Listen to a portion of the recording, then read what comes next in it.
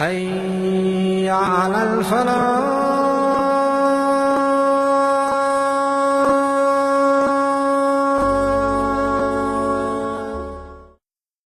யார் ஒருவர் ஃபர்லான தொழுகைகளுக்கு முன்னால் அல்லது பின்னால் 12 ரக்காத் அல்லது 10 ரக்காத் சுன்னத் தொழுது வருகிறாரோ, அதுல லுஹருக்கு முன்னால 4 2 4, லுஹருக்கு பின்னால 2, அந்த 12 லிஸ்டில் உள்ளது.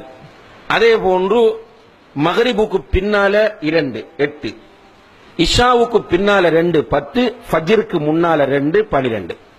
இதிலே லுஹருக்கு முன்னால 2 தொழலாம் என்று ஹதீஸ் வருகிறது. 2 தொழுதால் 10. இந்த 10 அல்லது 12 ரக்காத்துக்களை ஒருவர் ரெகுலராக தொழுது வந்தால், பயணத்தில் இருந்தால் தொழ தேவையில்லை.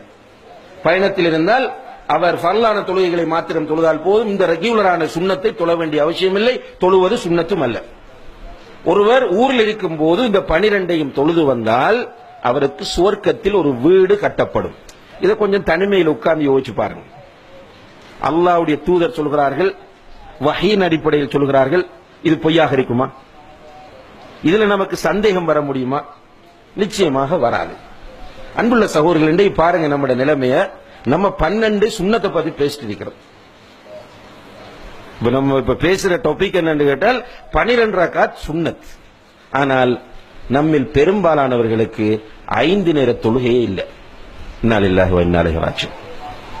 என்னதான் மனசுல நினைச்சிட்டு வாழ்ந்துட்டு இருக்கிறோமோ தெரியல. இந்த தொழாம வாழ்ற சகோதரர்கள் மனதில் எதை நினைத்து என்ன நினைக்கிறாங்க என்று உண்மையாக அவர்களே ஒரு நேரம் மீட்டி பார்க்க வேண்டும். நான் தொழாம வாழ்றேனே, நான் என்ன நினைச்சிட்டு இருக்கிறேன்? அல்லாஹ் இல்லையா? குர்ஆன் ஹதீஸ் பொய்யா? மௌத் என்பது பொய்யா? கபருடைய வாழ்க்கையை நான் ஈமான் கொள்ளவில்லையா? மறுமையிலே அல்லாஹ் என்னிடம் முதலாவது கேட்க போகிற கேள்வி தொழுகை தொழுகை என்று சொல்கிறார்களே, இது பொய்யா? தொழாதவர்களுக்கு அல்லாஹ் சக்கர் என்ற நரகத்தை தயார் செய்து வைத்திருக்கிறானே, இது பொய்யா? கொஞ்சம் யோசிச்சு பார்த்தாங்கன்னால் அவர்களுக்கே அவர்கள் செய்யக்கூடிய அசிங்கம் புரியும்.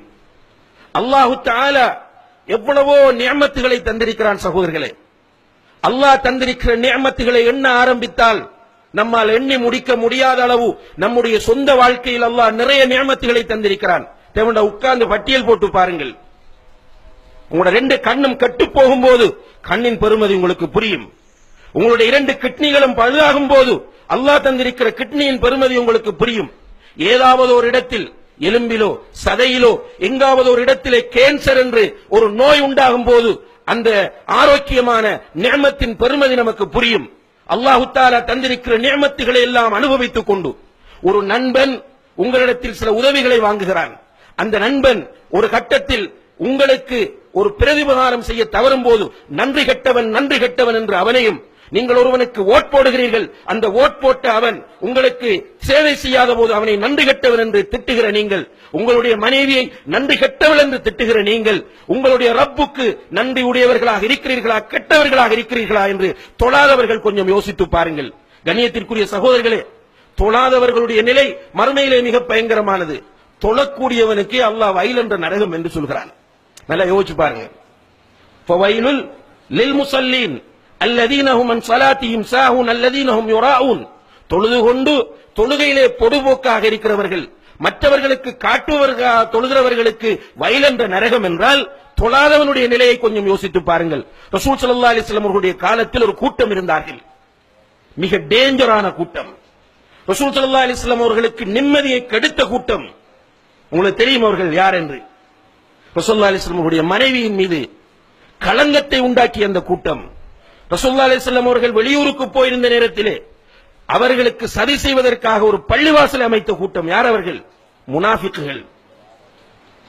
இந்த முனாஃபிக்குகளை பற்றி அல்லாஹ் குர்ஆனில் சொல்லும்போது ஃபி தர்கில் அஸ்ஃபலி மினன் நார், நரகத்தின் அடித்தட்டில் அவர்கள் இருப்பார்கள் என்று அல்லாஹ் சொல்கிறான்.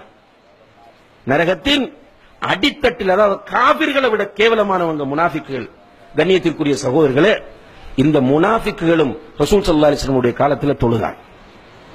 கொஞ்சம் யோசிச்சு பாருங்க. தொழாதவர்கள், நீங்க அந்த முனாஃபிக்கை விட மோசமானவர்களா? முனாஃபிக்கை விட நன்றி கெட்ட கேவலமான கூட்டமா? ஏன் உங்களுடைய மூளையை பயன்படுத்தாமல் இருக்கிறீர்கள்? உங்களுடைய சிந்தனையை பயன்படுத்தாமல் இருக்கிறீர்கள்?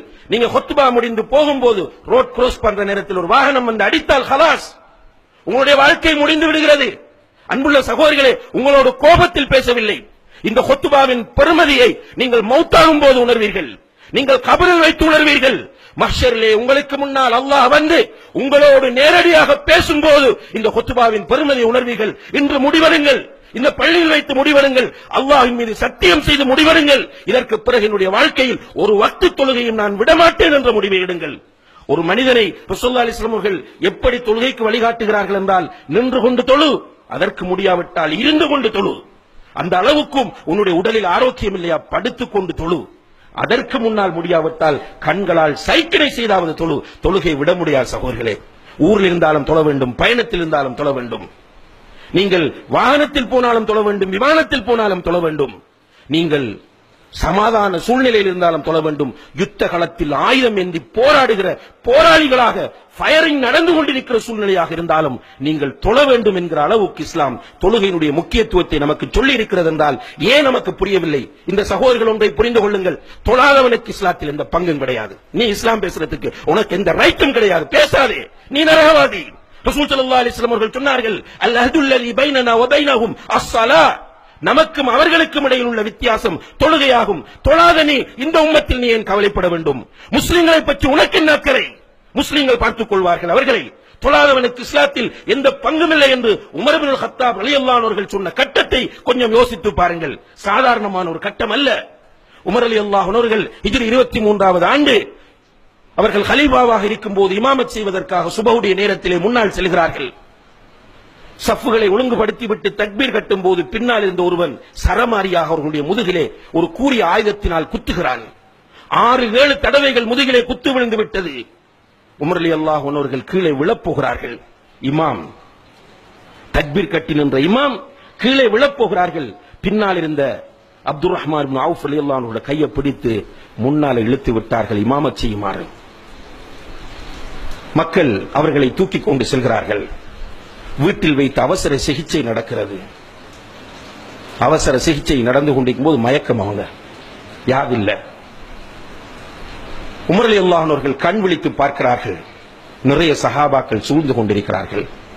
அந்த நேரத்திலே முதலாவது கண்ணை திறந்தவுடனே அமீருல் முஃமினீன், ஹலீஃபா, ஜனாதிபதி ஃபர்ஸ்டா கண்ணை திறக்கிறார் மயக்கத்திலிருந்து.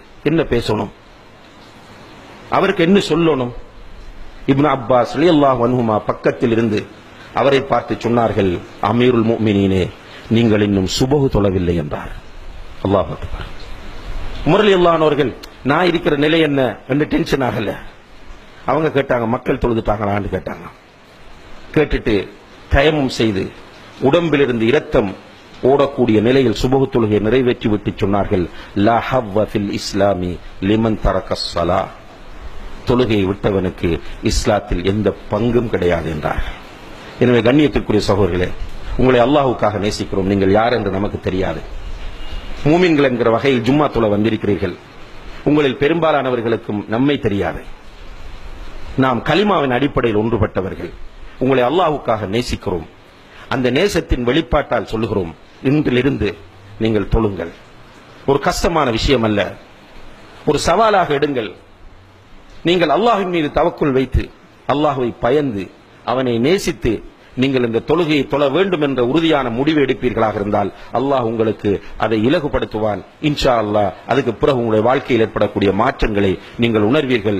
எல்லாம் வல்ல அல்லாஹு தஆலா தொழுகையை நிலைநாட்டி ருக்கு செய்யக்கூடியவர்களோடு ருக்கு செய்து மறுமையிலே அல்லாஹுக்கு சுஜூத் செய்யக்கூடிய பாக்கியத்தை நாம் எல்லோரும் பெறுவதற்கு அவன் தௌஃபீக் செய்வானாக. வ ஆகிரு தஅவானா அனில் ஹம்துலில்லாஹி ரப்பில் ஆலமீன்.